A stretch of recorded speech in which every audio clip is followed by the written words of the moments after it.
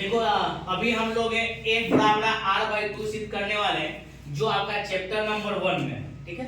इसके बारे में एग्जाम में आपका हर साल इस दोनों में से कोई ना कोई एक 5 मार्क्स का क्वेश्चन पूछता है जो आपके बोर्ड के लिए, बिहार बोर्ड के लिए बहुत ही आपका इम्पोर्टेंट है। चैप्टर 1 को अगर इसको बोला जाए तो ये रीढ़ का हड्डी है आपका। जैसे मैं ये चैप्टर से आपका लेसन 1 से प्रकाश का जो परावर्तन है, इस चैप्टर से आपका 8 से 10 नंबर पूछता है, जो अकेले दम पर ये 5 नंबर का लगता है। ये आपका a बराबर r/2 या तो आपका दर्पण सूत्र, ये दोनों में से कोई ना कोई एक क्वेश्चन आपका टच करता है जो एग्जाम में है। तो पहला क्वेश्चन हम देखते हैं कि अवतल दर्पण द्वारा सिद्ध करे कि, अवतल दर्पण द्वारा सिद्ध करे कि दर्पण की फोकस दूरी, जो दर्पण जो होता है, दर्पण हम लोग शीशा को बोलते हैं, जो अपने चेहरा को हमेशा सुबह शाम आप देखते हैं, तो दर्पण की फोकस दूरी वक्रता त्रिज्या की आधी होती है। वक्रता त्रिज्या का जो आधी होगा उसी को हम लोग आज सिद्ध करेंगे। या तो क्वेश्चन ये भी पूछ सकता है कि सिद्ध करें कि फोकस दूरी वक्रता त्रिज्या की आधी होती है, या तो डायरेक्ट क्वेश्चन पूछता है कि a बराबर r/2, या इसमें से इसमें अगर हम क्रॉस गुना कर देते हैं तो आपका आ जाता है 2f, तो 2f बराबर में r। ये आपका तीनों में से कोई ना क्वेश्चन आपका एग्जाम में आपका टच करता है। लेकिन ज्यादातर देखा जाता है कि लैंग्वेज की क्वेश्चन आपका एग्जाम में आपका पूछा जाता है। देख लीजिएगा क्वेश्चन बैंक से आपको पता चल जाएगा। तो हम लोग पहले जानते हैं कि अवतल दर्पण किसे कहते हैं। तो जिस उस दर्पण को अवतल दर्पण कहते हैं जिसमें बाहर से रंजित किया जाता है, जिसमें बाहर से लेप लगा रहता है, उसको हम लोग अवतल दर्पण करते हैं। तो भैया एक हम देखिए एक अवतल दर्पण बना दिए हैं जो बाहर से लेप चढ़ा हुआ है। इसमें हम एक ले लिए प्रधान अक्ष, इसको हम लोग मुख्य अक्ष भी बोलते हैं, जिसका नाम है x और 1 डैश। इसको हम लोग प्रधान अक्ष भी बोलते हैं और मुख्य अक्ष भी बोलते हैं। ये आपका एपी है, ये वस्तु की ऊंचाई जो है, ये आपका वस्तु की ऊंचाई है। ये आपको जो आया, जो किरण आया, जो दर्पण पर क्यों पर जाकर आकर टकराया है, उसी के बारे में पूरा आपका विवरण किया हुआ है। देखिए यहाँ से जो आप देख रहे हैं ओ आपका ध्रुव है, दर्पण का ये आपका ध्रुव है, जो आपका हमेशा दूरी यहीं से मापी जाती है। इसमें चिन्ह प्रपाटी का नियम अगर आपको याद है तो आपको ये a बराबर r/2 सिद्ध करने में किसी प्रकार का कोई दिक्कत नहीं होगा। तो ओ आपका जो है वो दर्पण का ध्रुव है, जो दर्पण का ध्रुव और OF ये और FC ये दोनों आपस में बराबर होता है, जो आपका यहाँ पर इंगित कर दिए CF बराबर में OF। देखिए यहाँ से यहाँ तक की दूरी और यहाँ से यहाँ तक की दूरी दोनों बराबर होती है। अगर ये बोला जाए तो अगर ये 10 तो ये भी आपका 10, अगर ये गधा रहेगा तो ये भी गधा रहेगा। ये ऑटोमेटिक है, ये कहने की जरूरत नहीं होता है। आगे आते हैं, फिर यहाँ पर अभी इसके बारे में नहीं विवरण कर रहे हैं, यहीं पर विवरण कर रहे हैं। देखिए OC, देखो यहाँ पर कोई भी चिन्ह प्रपाटी का नियम आप जो देखिएगा तो कोई भी दूरी जो होती है वो ध्रुव से मापी जाती है। याद रखिएगा कोई भी दूरी होती है जो ध्रुव से मापी जाती है। तो ध्रुव मेरा O है, तो यहाँ से हम देते हैं कि OF जो है यहाँ से यहाँ तक की दूरी को हम लोग क्या कहते हैं, तो OF को हम लोग बोलते हैं वक्रता त्रिज्या, जिसको R द्वारा सूचित किया जाता है। फिर आते हैं आपका OF, देखिए इधर थोड़ा सा OF यहाँ से यहाँ तक की दूरी को क्या कहा जाता है, तो OF की दूरी को बोला जाता है फोकस दूरी या फोकसांतर बोला जाता है। फोकस दूरी या फोकसांतर बोला जाता है, जिसको हम लोग F द्वारा सूचित करते हैं, F द्वारा सूचित करते हैं। थोड़ा सा डिटेल में आ जाए तो एक चीज हम लोग थोड़ा सा देख ले यहाँ पर, क्योंकि आगे जाके आपको दिक्कत नहीं होगा। देखिए यहाँ से इस लाइन को हम निकाल देते हैं, इस लाइन को अगर हम निकाल दिए तो यहाँ पर आपका भैया O था, यहाँ पर आपका भैया F था और यहाँ पर आपका भैया C था। इसके बारे में थोड़ा सा ध्यान दीजिए। फिर देख लीजिए आप थोड़ा सा OF, यहाँ से कोई भी दूरी भैया ध्रुव से मापी जाती है चिन्ह प्रपाटी के नियम के अनुसार। OF है जो उसको फोकस दूरी या फोकसांतर कहते हैं, तो यहाँ से यहाँ तक की दूरी को हम लोग भैया स्मॉल f कहते हैं। और OC को बोलते हैं वक्रता त्रिज्या, यहाँ से यहाँ तक की जो दूरी है इसको R द्वारा सूचित किया जाता है। ठीक है, अब हमको बताइए ना, आपको अब अगर ये बात आपको समझ में आ गई तो ये बात को हम थोड़ा सा और डिटेल में अगर लेके जाए तो अगर हमको यहाँ से मान के चलिए कि हमको मान निकालना है OF का, सपोज कीजिए OC का मान निकालना है, OC का मान यहाँ से यहाँ तक निकालना है। तो मान के चलते हैं कि अगर ये 2 रुपया है, 3 रुपया होगा, तो टोटल आपके पास 5 रुपया होगा, मतलब 2 + 3।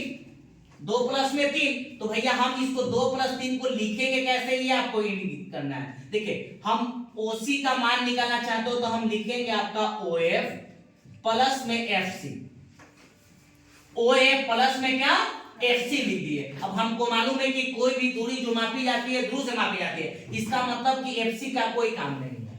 तो भैया हम देखे हैं कि FC या CF बराबर में क्या लिखते हैं OF, तो इसके जगह पर हम क्या इंगित कर देंगे OF, और OF जोड़ेंगे कितना चलाएगा 2F, 2OF चलाएगा। इस बात को ध्यान दीजिएगा। अब इसके बारे में विवरण देखते हैं, सुनिए।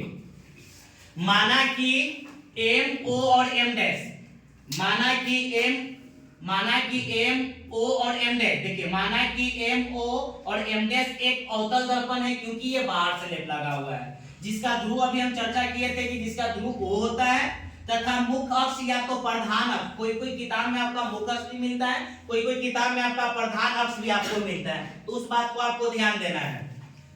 तथा मुख्य अक्ष x और एक डैश है, जो x और एक डैश है मुख्य अक्ष के समानांतर। देखिए ये जो मुख्य अक्ष के समानांतर का मतलब क्या होता है, बराबर पैरेलल, एक दूसरी रेखा कभी भी एक दूसरी रेखा को नहीं काटेगा, सिंपल सी बात होती है। मुख्य अक्ष के समानांतर, देखिए मुख्य अक्ष की ये समानांतर रेखा है, मुख्य अक्ष के समानांतर चलती हुई आपतित किरण, जो ये रेखा जो चल रहा है इसका नाम जो हो गया बेटा आपतित किरण, आपतित किरण। फिर से फोकस कीजिएगा, मुख्य अक्ष के समानांतर चलती हुई आपतित किरण PQ, ये देखिए जो रेखा है जो PQ दर्पण के Q बिंदु पर पड़ने के बाद, देखिए दर्पण के Q बिंदु पर पड़ने के बाद या तो टकराने के बाद, दोनों में से लैंग्वेज आप कोई भी सिलेक्ट कर सकते हैं। फिर से देखिए, मुख्य अक्ष के समानांतर चलती हुई आपतित किरण जिसका नाम है PQ, ये जो रेखा है नाम है PQ, दर्पण के Q बिंदु से, दर्पण का जो Q बिंदु से टकराने के बाद मुख्य अक्ष को, जो मुख्य अक्ष था, जो मुख्य अक्ष मेरा क्या था F और F', जिसको हम लोग प्रधान अक्ष भी कहते हैं। जब भी प्रधान अक्ष कोई भी बिंदु होता है उसको F को ही काटता है। मुख्य अक्ष को F बिंदु पर काटती हुई, देखिए F बिंदु पर यहाँ पर काटा, ये रेखा देखिए, ये रेखा जो काटा, ये जो रेखा काटा मुख्य अक्ष के Q बिंदु पर टकराने के बाद मुख्य अक्ष के A बिंदु पर काटती हुई RT मतलब QR, जो रेखा जो आपका है QR या तो R तक क्या हो जाती है, परिवर्तित हो जाती है, मतलब चला जाता है।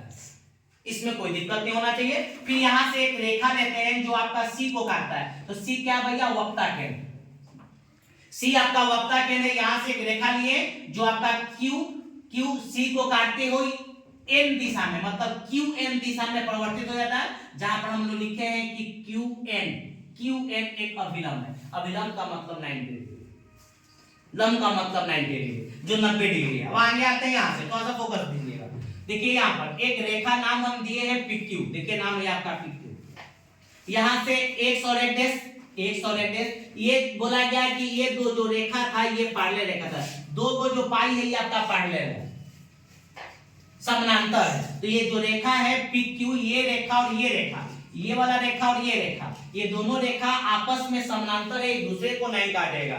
फिर तथा QN, जो Q और N था, ये मेरा रेखा जो QN था एक तिर्यक छेदी रेखा, मतलब काटने वाला एक रेखा है जो काट रही है, ठीक है। अब यहां से देखिएगा फिगर में थोड़ा सा, फिगर में थोड़ा सा आप देख लीजिएगा, ज्यादा आपका बेटर रहेगा, तो फिर आपको समझ में नहीं आएगी। देखिए यहां से एंगल आपका लिया हुआ PQN, देखिए आपका ये P है, ये आपका Q है, ये आपका N है, मतलब ये एंगल PQN, ये एंगल देख लीजिएगा PQN। फिर बोला है QCF, देखिए QC और F, ये वाला ये एंगल है, ये एंगल QCF, ये एंगल और ये एंगल एक दूसरे के एकांतर कोण से बराबर होती है, जो 9th क्लास में आपका पढ़ना था, वहां पर आप पढ़े होंगे। फिर आते हैं PQN, फिर वही एंगल है, P है, ये आपका Q है, ये आपका N है, PQN, ये एंगल आपको दर्शा रहा है, ये वाला एंगल।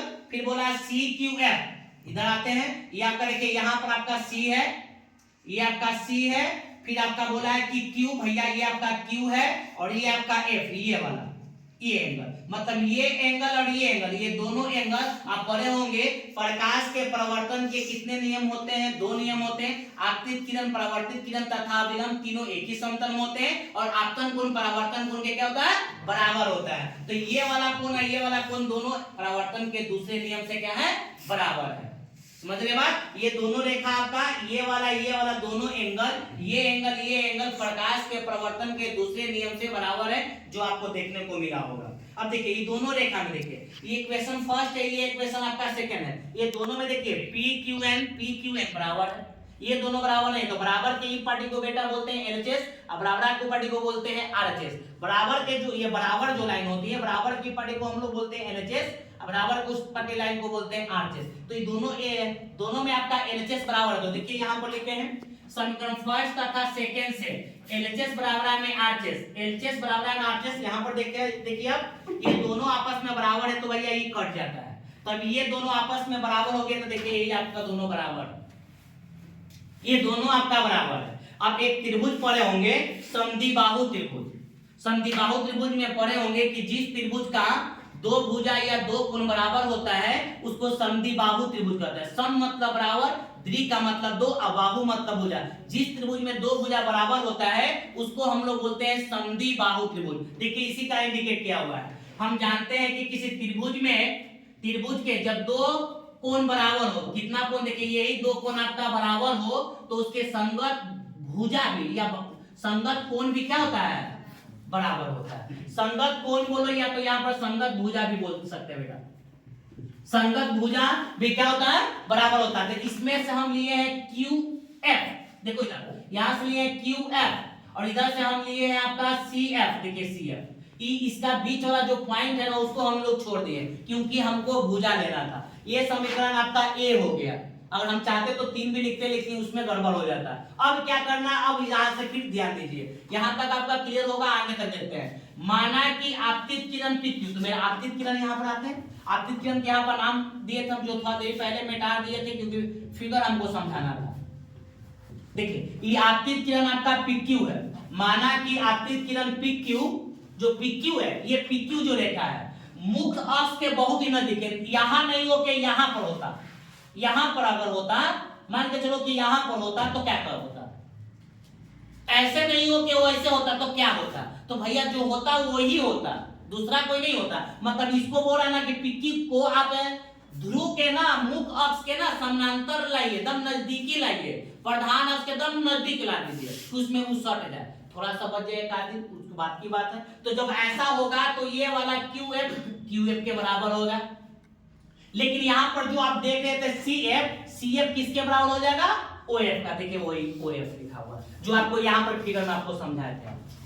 अब इसमें से समीकरण A हो गया, समीकरण B हो गया। फिर देखिए QF बराबर I पट्टी बराबर है, तो भैया ये जब बराबर है तो खत्म हो जाएगा समीकरण पहला तथा समीकरण दूसरा से। ये दोनों जब खत्म हो गई, तो ये दोनों बराबर हो जाएगा CF बराबर में OF, LHS बराबर में RHS है। अब पुनः आकृति में ध्यान देते हैं। आकृति में अभी हम लोग आपको डिस्कस किए थे। आकृति में OF, तो यहाँ पर अभी हम बताए थे कि एक लाइन लेते हैं, जो आपका यहाँ पर O था, यहाँ पर F था, और हम बोले थे कि ये भैया E आपका O है, F है, EC है। तो इस लाइन को यहाँ से निकाल कर यहाँ पर रख दिए हैं। जब हमको OC का मान निकालना होगा, तो ये भैया 2 होगा, अगर ये 3 होगा तो 2 और 3 5 होगा। तो लिखेंगे कैसे? OF प्लस में FC या CF, OF प्लस में CF, और CF किसके बराबर है?